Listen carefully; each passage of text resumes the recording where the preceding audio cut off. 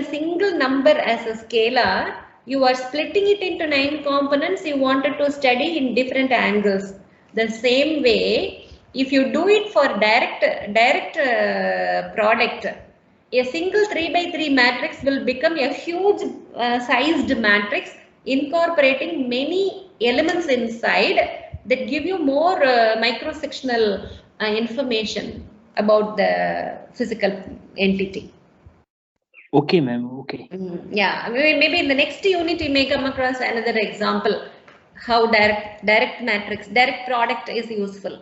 And here direct product we are using simply in the matrix we will understand how it expands to many number of information, many number of elements you will get out of it.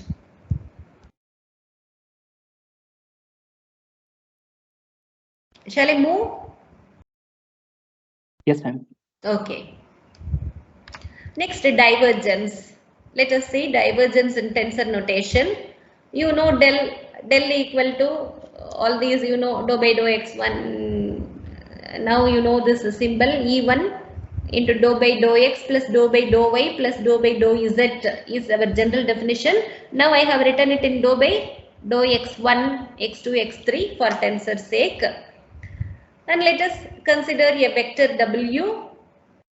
And when you take divergence of this vector del dot w, we get E1 dot E1. It's a dot product, so E1 dot E1, you get dou by dou x1 of w1 plus dou by dou x2 of w2 plus dou by dou x3 of w3. Now, how will you write in the tensor format? Dou I wi. Ma'am, dou I wi. Very good. That's it. This is what you said, right? Dou I wi you said. That is the right answer. This is simplified as dou wi dou by dou xi, and since dou by dou xi is dou I, you can write like this. So this is the tensor notation for divergence symbol. Very good. You are following it very fast. Happy about it. Next, let's see the curl. Can you do it and tell me? General term for del is given. You take W. A definition for W is given a vector. You take the cross product of del and W.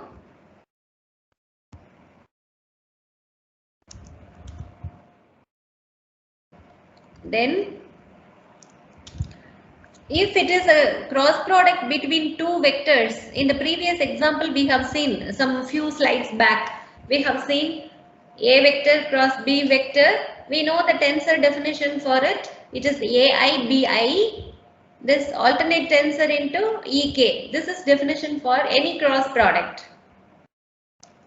Yes, ma'am. So yes. So here we are going to get dou by dou xi of wi. These are the two components, right? Here A1, the component of the first vector comes first. Component of the second vector comes next. Then alternate vector and the unit vector comes. Here in our case, the component of the first vector is dou by dou x.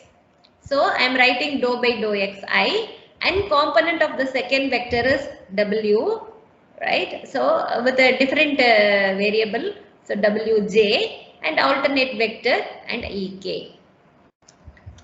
Or you can even simply you can write dou I.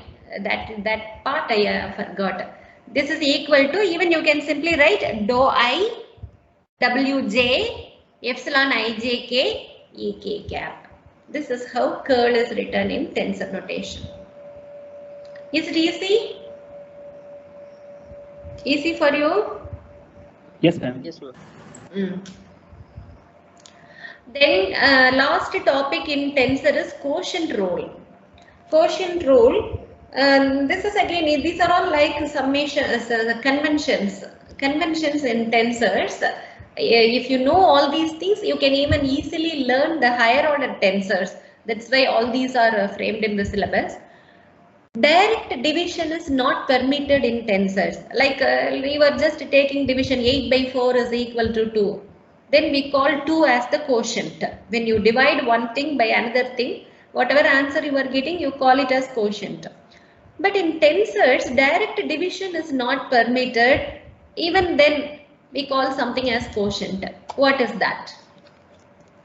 See, if there is a tensor like this, you know how tensors are written. Even in our previous class, we have written something like that transformation matrix and all we have written in this equation form. Vi prime is equal to some tensor Tij and Vj. I'm sorry.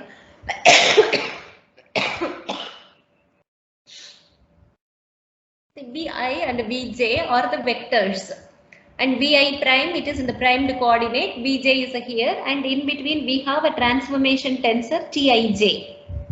Right? This is a tensor equation given. In this case, even though direct division is not permitted, we call this as quotient.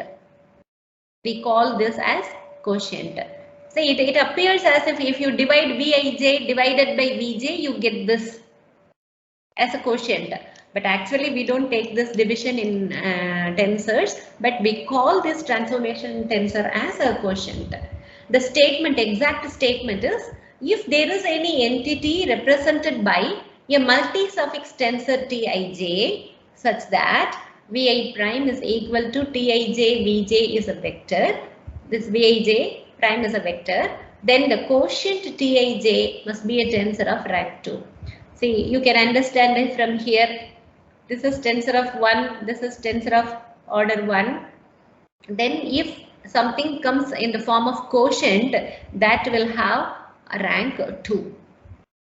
Right? If it is higher orders also, accordingly it will change. This is called a quotient rule. And with this we complete about the tensors. These are just the basics of tensors and tensor of rank 2. With these we can manage even the higher order tensors if you really are interested to learn more about the tensors. That's why all the fundamentals are given to you, like tidbits